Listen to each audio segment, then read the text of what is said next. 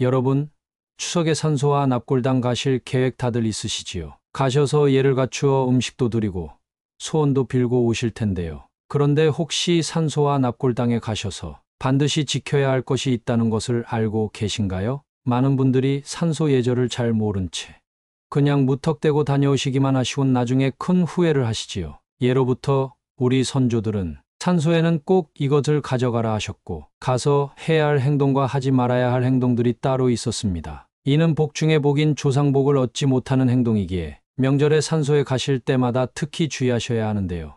아마 많은 분들이 이를 놓치고 조상복을 얻지 못하실 것입니다. 우리 주변의 부자들을 가만히 살펴보면 많은 분들이 조상복을 받아 성공하신 분들이 정말로 많은데요. 따라서 오늘 방송 끝까지 들으신다면 조상께 천만복과 만만복을 얻고 반드시 성공과 대운을 거머쥘 수 있게 되실 터이니 추석을 앞둔 지금 꼭 끝까지 들으시고 앞으로 산소에 가실 때 꼭 실천하시기 바랍니다. 산소 또는 납골당에 가셔서 절대하면 안 되는 행동 첫 번째, 산소나 납골당에서는 반드시 예를 갖추세요. 요새는 산소나 납골당 예절을 많이들 모르시는데요. 우리 조상님들은 대대로 예를 중요시하셨죠. 산소에서도 마찬가지입니다. 조상님들이 우리 눈에 보이지 않는다고 해서 산소에서 대충 제사만 지내고 집에 돌아간다거나 심지어 조상님들 앞에서 가족끼리 다투거나 욕설을 하며 치고받고 싸우는 경우도 있습니다. 이런 행위는 대단히 잘못된 행위입니다. 조상복을 내려주시기는커녕 조상님들의 화만 부르고 음기가 가득한 산소에서 가족들과 다투게 된다면 안 좋은 기운이 우리를 감싸 평생 동안 우리를 따라다닙니다. 지극히 상식적인 이야기지만 많은 분들이 놓치는 내용이지요. 조상님들은 후손인 우리가 예를 지키고 정성껏 제사를 지내는 모습을 보고 싶어 하시지 싸우는 모습을 보고 싶어 하지 않으십니다. 맞습니다. 조상님들은 우리를 다 지켜보고 계십니다. 우리가 어떻게 행동하는지 하나하나 보시고 복을 얼마나 주실지 결정하시죠. 잘해도 복을 주실까 말까인데 싸우기라도 한다면 어떤 일이 일어날까 상상만 해도 정말 끔찍합니다. 예시를 하나 들어드릴게요. 어떤 분들께서는 대가족이 모여 제사를 정말 크게 지낸 적이 있다고 합니다. 이때 친척 간의 갈등이 일어나 몸을 부딪히며 싸우다가 제사 음식이 쓰러진 적이 있었다고 하는데요. 이때 싸운 당사자들이 회사에서 경질되고 사업이 망한 경우가 있다고 합니다. 끔찍하지요?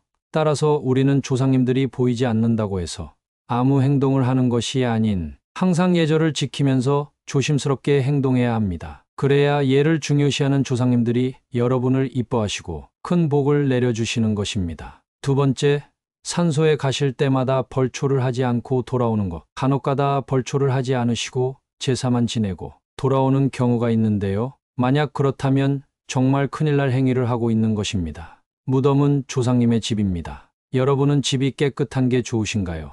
더러운 게 좋으신가요? 네, 맞습니다. 깨끗해야 기분도 좋고 일의 능률도 올라가는 법입니다. 같은 이치입니다. 조상님의 집, 즉 무덤이 깨끗하고 잡초가 없어야 우리에게 아주 편안한 마음으로 복을 내려주시는 것입니다. 별것 아닌 것 같더라도 매우 중요한 것입니다. 잔풀과 나무에 장가지를 쳐주는 것은 조상님들이 누워 계실 때 더 멀리, 더 높이 보실 수 있게 합니다. 만약 주변이 더럽고 지저분한 곳에 누워 계시는 조상님들이라면 좁은 시야로 여러분을 보지도 못해 작은 복을 내려주실 것이고 복은커녕 여러분을 저주하실 것입니다. 따라서 올해부터는 산소에 가실 때 무조건 벌초를 하세요. 그럼 조상님들이 엄청난 복을 주시고 여러분의 가정은 번영을 이룩할 것입니다. 세 번째, 과일을 짝수로 두는 행위는 절대 하지 마세요. 조상님께 드리는 과일은 홀수로 두는 것이 기본입니다. 이는 조상님께 복을 달라고 비는 의미인데요.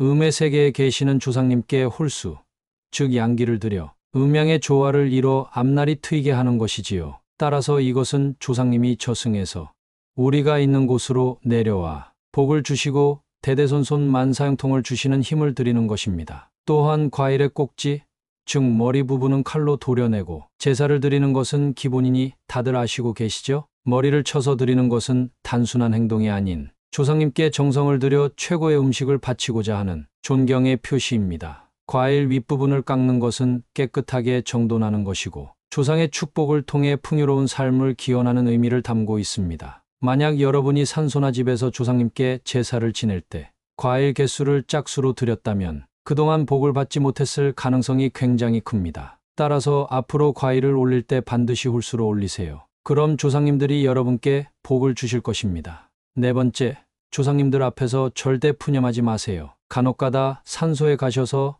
여러 가지 불평을 하시는 분들이 계십니다. 왜 내 팔자가 이 모양인가? 나는 왜 돈이 없지? 등 여러 푸념만 하고 대충 절드리고 집에 가시는데요.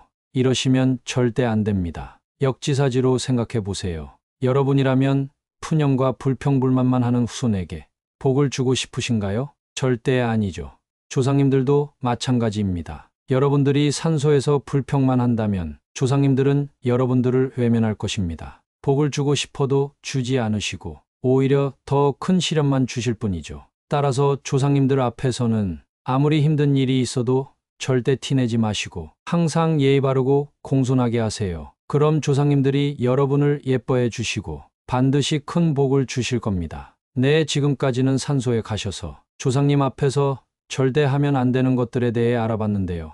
이제는 산소에 가셔서 꼭 하셔야 하는 조상복을 듬뿍 받는 행동을 알려드리겠습니다. 산소에 가서 조상복 듬뿍 받는 첫 번째, 소원을 마음속으로만 생각하지 마시고 꼭 조상님 앞에 얘기하세요. 많은 분들이 조상님을 뵈러 갔다가 절만하시고 돌아옵니다. 마음속에 소원이 있어도 들어주시겠거니 하면서 입 밖으로 꺼내지 않죠.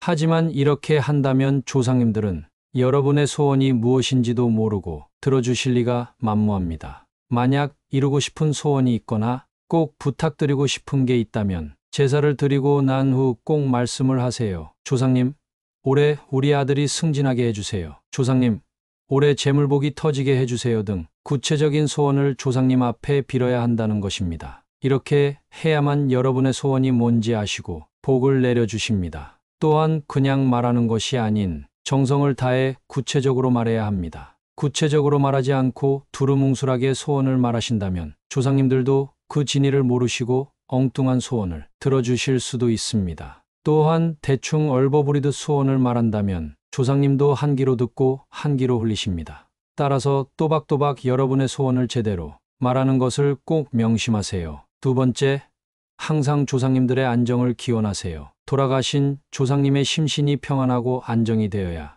여러분께도 복을 주실 수 있는 것입니다. 여러분들도 평소에 일이 바쁘고 스트레스를 받으면 기분이 항상 우울하고 정신이 없죠. 조상님들도 마찬가지입니다. 마음이 안정이 되어야 복도 주시고 우리를 예뻐해 주시는 것이지요.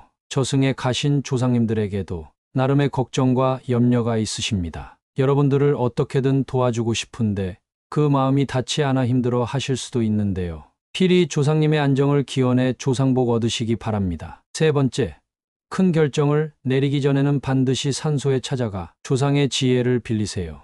인생의 큰 결정은 내 뜻대로 되는 것이 없습니다. 모든 것은 하늘의 뜻이고 이럴 때일수록 조상의 지혜와 힘을 빌려야 합니다. 만약 큰 사업을 앞두고 있거나 이사를 결정하실 때에는 반드시 조상묘에 들려 인사를 드리세요. 큰 결정은 크고 높으신 분이 결정하는 것입니다. 여러분이 아무리 고민한들 결국 인간일 뿐인데 어찌 하늘의 뜻을 알겠나요? 조상님을 찾아뵙고 사정을 빠짐없이 말하고 고민을 여쭤보세요. 그럼 반드시 조상님이 지혜를 주시어 모든 일이 잘 풀리게 할 것이고 사업을 하게 되면 대박이 나고 이사를 가게 되면 반드시 좋은 터가 생기고 투자를 하게 되면 반드시 100배 이상의 수익이 날 것입니다. 조상의 지혜가 필요할 때는 반드시 조상묘에 가셔서 꼭 지혜를 빌리셔야 한다는 것을 잊지 마세요. 별것 없습니다. 자식 간의 화목함을 조상님들께 보여드리고 기일과 명절마다 인사를 잘 드리러 가면 조상님들도 안정을 찾고 여러분께 복을 주실 것입니다. 네,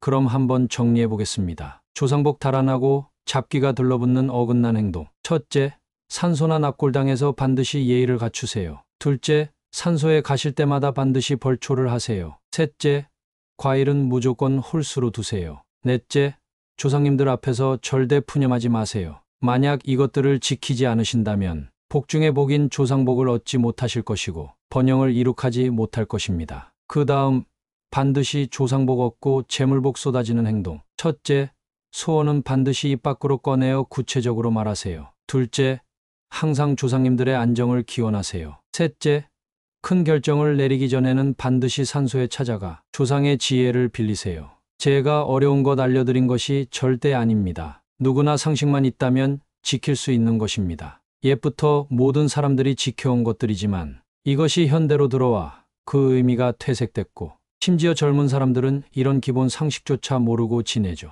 하지만 반드시 명심하세요. 오늘 알려드리는 사항들을 지켜야 시험에도 합격할 것이며 로또에도 당첨될 것이며 건강도 회복할 것이며 직장에서 승진할 것이며 자식이 잘 될 것입니다. 마지막으로는 납골당에 가셔서 절대 하지 말아야 할 행동들과 꼭 해야 조상복 받는 행동들을 알려드리겠습니다. 첫째, 유리에 절대 부착물을 붙이지 마세요. 부착물을 붙이면 봉화남도 안 보이고 고인명을 가리게 됩니다. 물론 이는 조상님을 추모하기 위한 행동이지만 이러한 행동은 묘지에서 묘비를 가리는 것과 같은 이치입니다. 우리가 산소에 갈 때 묘비 위에 뭔가를 두지는 않죠? 당연한 것입니다. 하지만 이런 당연한 것을 납골당에서는 왜 지키지 않나요? 만약 이러한 행동을 하신다면 조상님들의 시야를 가로막는 행위이고 조상님들의 분노를 유발해 우리에게 복은커녕 재물 한 푼도 주시지 않습니다. 둘째, 안치단 내부에 술, 담배 등을 넣지 마세요. 평소 고인이 좋아하셨던 술과 담배를 넣어두는 경우가 있는데 이는 반드시 피하셔야 합니다. 술과 담배는 이승에서도 그렇고 저승에서도 마찬가지로 매우 해로운 것들입니다. 조상님들의 안녕과 편안함을 빌어야 하는데 이런 해로운 물건들을 안치단에 넣으시면 절대로 좋은 복을 받지 못합니다. 셋째, 봉화남 앞에서 절대 제사상 차리지 마세요. 제사를 드려 조상복 받기를 원하는 마음은 충분히 이해하지만 납골당엔 여러분 조상님만 계시는 것이 아닙니다. 수많은 고인이 계시지요. 여러분 조상님을 위해 제사를 드리는 순간 납골당에 모셔진 다른 혼령들의 심기를 불편하게 합니다. 이때 화난 혼령들이 여러분 평생 동안 하는 일을 방해해 모든 일이 망하게 할 수 있으므로 정말 주의하셔야 합니다.